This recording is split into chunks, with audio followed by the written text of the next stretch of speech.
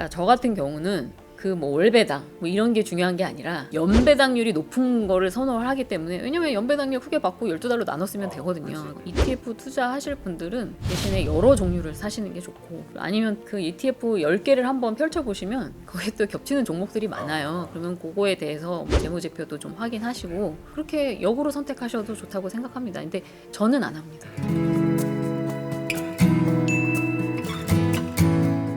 지금 이제 월 1,000만 원 정도의 배당금을 받고 계신 상황인데, 뭐 많이들 이제 좀 따라하고 싶은 마음들이 있을 것 같아요. 뭐 저 같은 좀 이렇게 배당주를 아직 시작하지 않은 초보들도 뭐 책을 통해서 좀 이런 노하우를 좀 배울 수 있을까요? 그러니까 가능하다고 말씀드리고 싶고요. 이제 뭐 제가 제 계좌도 종목이랑 평가액을 공개할 건데 따라 사라고는 말씀드리고 싶진 않아요. 그러니까 본인이 좀 공부를 하시다가 확신이 들 때 들어가셨으면 좋겠고, 그러니까 가능은 해요. 되게 간단해요, 사실은. 그러니까 책을 쓸 때도 타겟층을 어떻게 잡아야 되나 좀 고심을 했는데, 네네.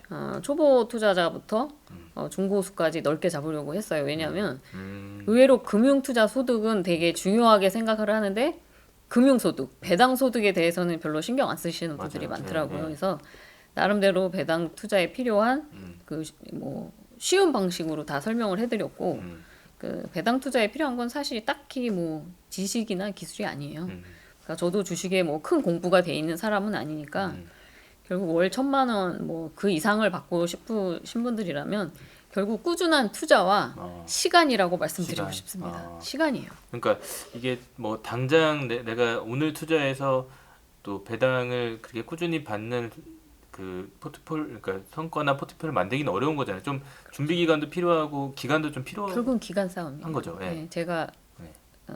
그런 데를 좋아하기도 하고 제가 쓰는 증권사에 뭐 컨퍼런스나 세미나가 있어서 간 적이 있어요. 근데 좀 어떻게 기회가 돼서 좀 자산가분들 가는데 저보다 더 높으신 분들 가는 데를 참석을 하게 됐는데, 아 역시 시간이구나.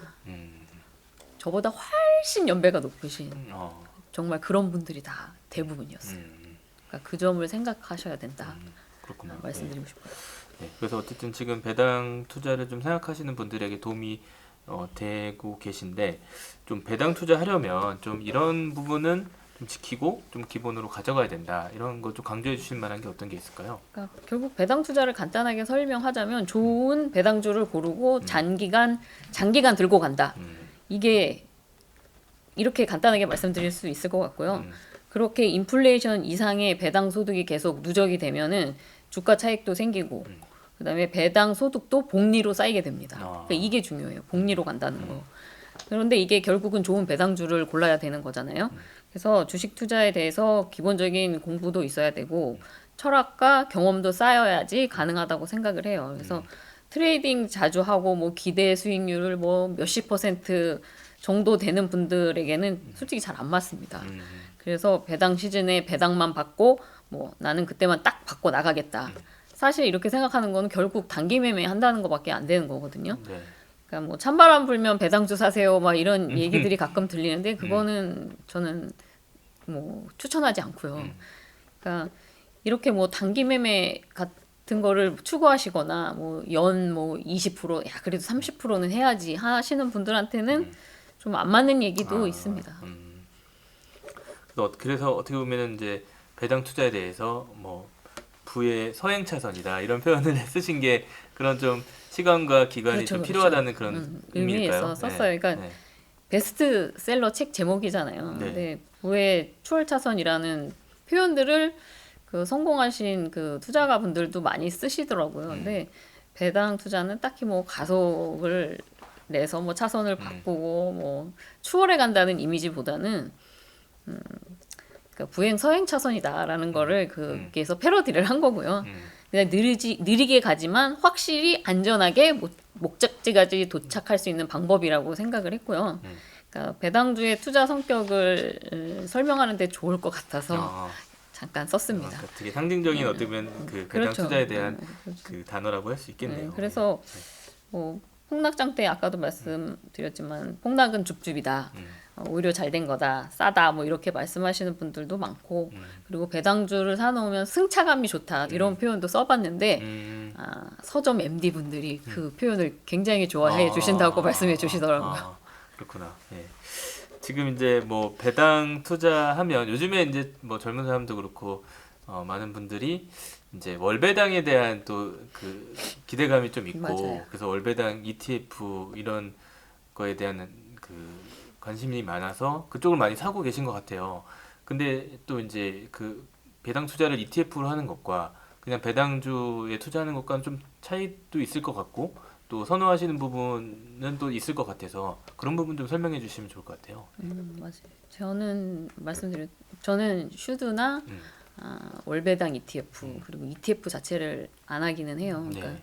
슈드 같은 경우도 분기 배당으로 알고 있는데 배당률이 그렇게 높지는 않습니다. 그러니까 배당 성장이 훌륭해서 노후 대비로 장기 투자하실 분들한테는 상당히 좋은 ETF라고 생각을 하는데 네. 또 월배당 같은 경우는 요즘 엄청 많이 나오잖아요. 네. 국내 상품도 운용사마다. 많이 근데 뭐 나오고. 좀 과하다는 생각은 들긴 하는데 뭐 문제될 거는 없고 거래가 안 되는 ETF들은 자연히 시장에서 사라지겠죠. 네네. 근데 요즘 현금 흐름을 필요로 대상으로 하시는 분들이 고수익 월배당 ETF를 많이 사시는데 근데 대부분 커버드콜 계열 맞아요. 네. 옵션 합성 상품들이라서 잘 알아보고 매수하시는 게 좋아요. 그러니까 저는 별로 그렇게 딱히 선호하진 않는다라고 말씀을 드리고 왜냐하면 요새 뭐 옵션 프리미엄 뭐 15% 네. 프리미엄 상품 이렇게 나오는데 그게 15% 다 주는 게 아니거든요. 그러니까 그거를 잘 상품 구조를 잘 확인하셔야 될 것 같고 네. 그러니까 저 같은 경우는 그 뭐 월배당 뭐 이런 게 중요한 게 아니라 연배당이 중요해요. 전체 규모가 이제 그러니까 중요하죠. 연배당률이 높은 거를 선호를 하기 때문에 왜냐면 연배당률 크게 받고 12달러 나눠 쓰면 되거든요. 그치. 그래서 네. 저는 선호하지 않는데 그 ETF도 굉장히 좋은 투자처라고 생각을 하고요. ETF 투자하실 분들은 대신에 여러 종류를 사시는 게 좋고 아니면 또 거꾸로 ETF에 그 ETF 10개를 한번 펼쳐 보시면 거기에 또 겹치는 종목들이 많아요. 그러면 그거에 대해서 뭐 재무제표도 좀 확인하시고 좀 조금 공부도 좀 해보시고 그렇게 역으로 선택하셔도 좋다고 생각합니다. 근데 저는 안 합니다. 뭐 조금 개인적으로 그러니까 뭐 슈드, 뭐 제피, 뭐 저는 안 해요. TLT, 뭐 되게 좀 종류도 많더라고요. 뭐 많아요. 네. 책에도 말씀을 드렸지만 저는 연배당률이 중요하다.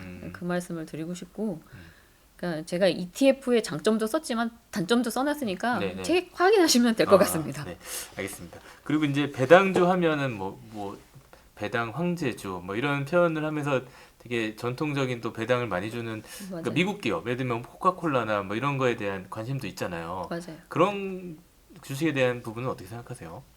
뭐 나쁘지 않은데요. 어. 그러니까 배당률만 봅니다. 그거를 그 차이를 배당률이 그러니까 구분하시는구나. 너무 지금 주가가 네. 많이 올라서 미국 주식은 배당률이 뭐 2% 3%대예요. 그 슈드도 한 3%대일 거예요. 아마 제가 정확히는 제가 안 해서 잘 모르겠지만 그러니까 저는 배당이 높은 게 제 첫 번째 조건이에요. 왜냐면 우선순위를 정하셨구나. 그렇죠. 네. 현금 흐름이 나와야 되기 때문에 네. 저는 고배당을 선호합니다. 그래서 국내 주식이 그런 점에서는 메리트가 있었다.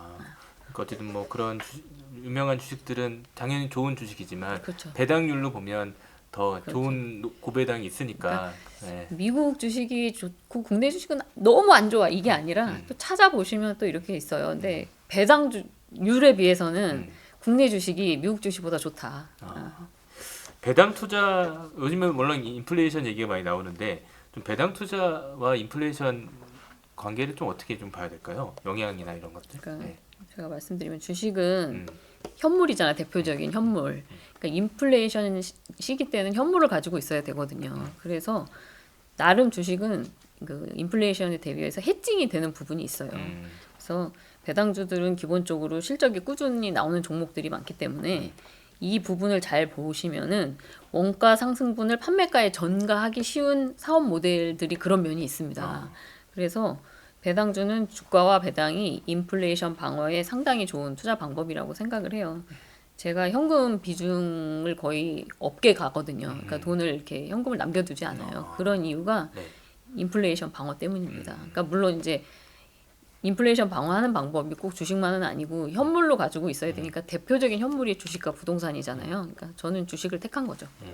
배당 투자하면서 크게 또 간과하고 있는 부분 중에 하나가 세금 문제가 아닐까 싶어요. 그렇죠. 사람들이 뭐 세금 내는 것까지는 생각 안 하고 투자를 하는 경우도 있는데 뭐 건보료도 문제가 될 수 있고 맞아요. 이런 부분을 좀 어떻게 조심해야 될까요? 제가 퇴직금 이제 IRP 계좌로 들어오잖아요. 네. 들어왔는데 세금만 4천만 원 넘게 냈어요. 아, 그러니까 신랑 것까지 합치면 거의 퇴직금에 대한 세금 9천만 원 이상 내는 것 같아요. 네. 거의 1억 가까이 내셨네요. 네. 네. 네, 정확히 말하면 배당이 종합소득 항목에 들어 있어서 그렇다고 보면 될 것 같고요. 정률로 분리과세가 된다면 네. 국내는 15.4%, 미국은 15%만 세금 내면 되는데 그런데 근로소득이나 사업소득이 종합과세 항목이랑 합산이 되잖아요, 우리나라는. 그래서 누진세율로 세금을 내다 보니까 꺼리는 분들이 많은 것 같아요. 맞아요. 그래서 연봉이랑 진짜 합해서 10억이 넘으시는 분들은 그 소득의 누진 구간에 따라서 진짜 50% 이상 세금이 나갈 수도 있습니다. 근데 사실 10억이 넘는 분들은 또 많지는 않잖아요. 그러니까 또 직장인의 경우는 금융소득 과세 기준인 금융소득이 2천만 원이 넘어가면 또 건보료 8%를 내야 돼요. 그래서 이런 부분들 때문에 배당주들을 많이 꺼려 하시는 것 같은데 네. 저도 얼른 우리나라가 분리과세가 됐으면 좋겠고요. 근데 그래서 국내 고배당주들이 주가가 안 오르는 편이 있어요. 그래서 오히려 싸게 살 수 있는 부분도 있고 그리고 소득세법 대상자인 개인 투자자분들은 최대한 절세 계좌를 통해서 투자하는 방법이 중요합니다. 그러니까 저 같은 경우도 사실은 종합소득 때문에 근로소득을 포기한 부분도 있어요. 그래서 이게 은퇴를 세금이 계속 늘어나니까 아. 이게 뭔 의미가 있나 이런 생각이 들더라고요. 이건 좀 잘못된 것 같아요. 왜냐하면 더 일하고 싶은 분들도 일을 할 수 없게 만드는 구조인 것 같아요. 세금 부분은 좀 아쉬운 세금을 면이 있습니다. 내게 근데 되면 그렇죠. 따져보면 일을 안 하는 게 오히려 유리하니까. 네네네. 네. 그런 면이 있어요. 그리고 건보료 같은 경우는 뭐 무한대로 늘어나는 게 아니에요. 네. 상한선이 있으니까 물론 그 상한선까지 가기에는 네. 엄청나게 큰 소득이 있어야 되니까 네. 일반인 분들은 그러니까 젊었을 때부터 조금씩 투자를 하고 IS 계좌에서 뭐 2천만 원 정도 해서 투자하시는 게 좋을 것 같습니다. 실제로 지금 수준의 배당을 받으시는 상황에서 세금은 얼마나 내시는 거예요? 만약에 제가 1,000만 원을 받는다고 하면 한 정확히 따지면은 23.5%를 내시면 돼요. 그러니까 뭐 정확한 건 아니지만 23% 올려서 1,000만 원이면 765만 원이 네. 저한테 들어오는 돈이에요. 아. 세후 소득이긴 한데 네. 765만 원보다는 조금 늘어난 부분이 있어요. 설명을 드리자면 예. 제가 ETF를 안 한 이유도 그 이유 중에 하나예요. 그러니까 그로스업 제도가 있어요, 우리나라에는. 그래서 그러니까 조금 추가로 더 들어온 돈이 있어요. 그게 ETF랑 네. 미국 배당주는 그게 들어오지 않습니다. 그러니까 간단하게 설명을 하면은 제가 주주잖아요. 제 회사인데 그러니까 어쨌든 법인세를 내는데 배당소득세도 내다 보니까 약간 이중과세가 있잖아요. 그래서 조금 돌려주는 면이 있어요. 거구나. 네. 그래서 한 800만 원 근처까지는 가지 않을까 생각하고 있습니다. 그 ETF보다는 세금 부담이 조금은 줄어드는 거네요. 그렇죠. 근데 ETF가 나쁘다는 건 아닙니다. 예. 그러니까 저는 그러니까 전문가분들이 ETF는 다 좋다고 설명을 하시는데, 그러니까 저는 그런 점도 이렇게 장단점이 다 있다. 그렇죠. 그거를 설명을 드린 거죠. 네. 혹시나 이제 요즘 금투세 논란이 워낙 많은데 그것 때문에 영향을 많이 받으실 것 같아요. 좀 어떤 상황이세요? 네. 사실 배당주 투자자는 네. 금투세의 영향을 크게 받지는 않아요. 아, 그렇잖아요. 이거를 내가 현금으로 하는 게 아니니까 계속 들고 가는 거고 그렇구나. 배당소득세만 내면 되니까요. 저 같은 경우는 이제 근로소득도 없고 근데 금투세는 만약에 시행이 되면 그래도 많은 분들이 오히려 배당주 투자로 들어오지 않으실까 생각을 하는데 네. 사실 개인적으로는 저도 금투세는 반대입니다. 이거는 시기상조라고 생각을 해요. 지금 우리나라 주식시장에서 금투세 시행은 말도 안 된다고 생각합니다. 알겠습니다. 뭐 배당 투자하시는 분들에게 좀 당부해야 될 사항도 한 번 더 강조해 주신다면 그러니까 어떨까요? 배당 투자를 하실 때 또 배당률만 보시면 안 돼요. 그러니까 결국 배당주도 주식 투자이기 때문에 가장 중요한 거는 제가 맨날 실적 타령하지만 실적입니다. 그래서 실적이 꾸준히 증가하는 주식을 사는 게 중요하고 배당도 마찬가지로 꾸준히 증가하는 주식을 사셔야 하는데 오히려 10년 동안 배당액이 그대로 간다든지 가급적 그런 주식은 피하시는 게 좋고 같은 배당률이라도 실적이 뭐 좋은 주식을 사는 게 좋겠죠. 그리고 실적이 올해는 좋았다가 또 나빴다가 좋았다 나빴다 이런 주식도 피하시는 게 좋고요. 그리고 7% 배당주라면 퍼가 10보다는 퍼 3을 사시는 게 더 낫겠죠. 더 싸니까 그렇죠. 주가가. 그래서 또 언제든지 또 배당 컷이 발생할 수 있으니 그러니까 가급적 항상 말씀드리는 건데 많은 종목에 분산 투자를 하시는 것이 전체적인 배당률을 안정적으로 유지할 수 있습니다.